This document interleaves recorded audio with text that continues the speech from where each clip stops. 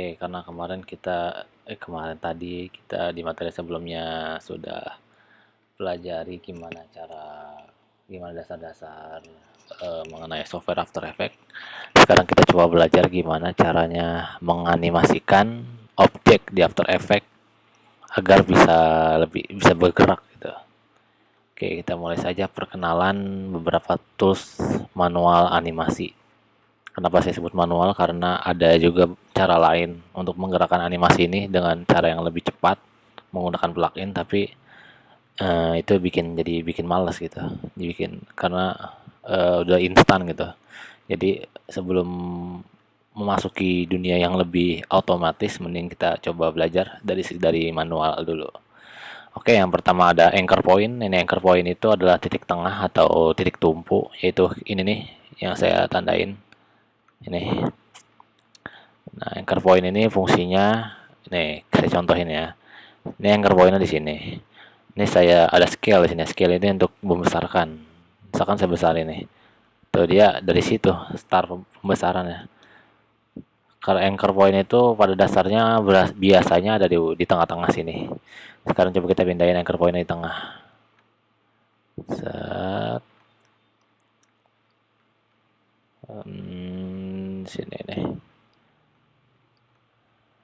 Kurang, kurang. Sini. Nah, tengahnya udah. Jadi kalau kita seandainya mau besarin, tarik, pasti tengah gitu. Oke, jadi ini anchor point. Biasanya ditaruh di tengah atau sesuai kebutuhan. Misalnya kita mau ngerotasi itu mau muterin kotak ini, tapi titik tumpunya di sini. Kalau titik tumpunya di sini kan kalau seandainya kita rotasi nih, kita putar, muternya jadi gitu. Seandainya kita mau ngerotasi, tapi titik tumpunya dari sini. Coba kita contohin. Ini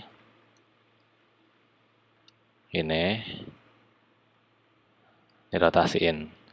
So, gitu. Jadi fungsi lain dari anchor point juga bisa untuk ini memodifikasi rotasi gitu. Oke. Tadi ada anchor point, ada juga position. Position ini untuk posisi ya. Ini atas bawah, ini kanan kiri. Ya kalau mau gerakin sih nggak harus dari sini sih, bisa juga pakai mouse di gini-gini juga nggak masalah sebenarnya. Scale kayak yang udah tadi saya jelasin, scale itu untuk membesarkan, dan ada rotation di sini yang tadi udah dijelasin juga untuk memutarkan objek. Dan sini ada opacity. Opacity itu seperti tingkat ketransparansian sebuah objek. Contohnya 100% di sini. Nih saya bisa kecilin jadi 0. Jadi kayak bisa buat bikin efek fading gitu. Lagi efek fading itu efek yang tiba-tiba dari terang tiba-tiba menghilang. Dari kerang menghilang gitu. Oke, sekarang coba kita mulai penganimasiannya saja. Oke. Pertama, klik ini objeknya. Penganimasian itu biasanya menggunakan tiga tiga unsur ini. Biasanya dia ada di position, scale, rotation, opacity biasanya. Anchor point sih jarang dipakai. Anchor point paling cuma untuk ini aja, nentuin titik tumpu ini. Jadi misalnya pertama, ini kita kenalan dulu. Tadi saya belum kenalin, ini namanya timeline. Timeline itu nih coba kita langsung praktek aja. Jadi untuk melakukan penganimasian, dari misalkan kita mau ngerubah posisi, mau ngerakin kotak ini dari sini ke sini misalnya, bikin animasi pergerakan seperti itu misalnya.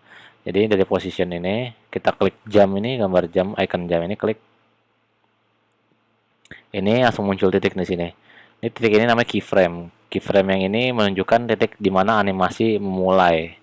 Nah, sekarang kita tentukan di titik akhir dari objek ini bergerak gitu, titik berhentinya. Nah, misalnya kita mau objek ini berhenti di detik keberapa atau di frame keberapa. Misalnya saya mau di detik second ke satu, di detik ke satu sini. Lalu setelah ini sudah ada di second ke satu, gerakin aja ininya, kotaknya pindahin. Set ke sini misalnya. Oke. Nah, sekarang kita balikin. Nah, untuk preview kalian bisa pencet spasi aja. Bergerak kan dia. Oh. Nah, setelah itu sekarang kita coba lagi di unsur selanjutnya, yaitu ada scale. Scale ini kayak yang tadi sudah kita pelajari, yaitu untuk mengubah ukuran. Misalnya bisa saja dari misalnya dari sini ke sana, pas ke sananya ukurannya berubah, entah itu bertambah kecil atau bertambah besar. Oke, kita tentuin lagi titik mulainya di mana, misalkan di sini, atau mau di sini boleh, misalnya titik mulainya, klik icon jamnya, lalu tentukan titik akhirnya di mana, misalnya titik akhirnya sama seperti titik akhir dari position, misalkan titik akhirnya di sini. Nah, dibesarkan ininya, digedein. Jadi ntar kalau kita play, jadi untuk preview pencet spasi, jadi gitu.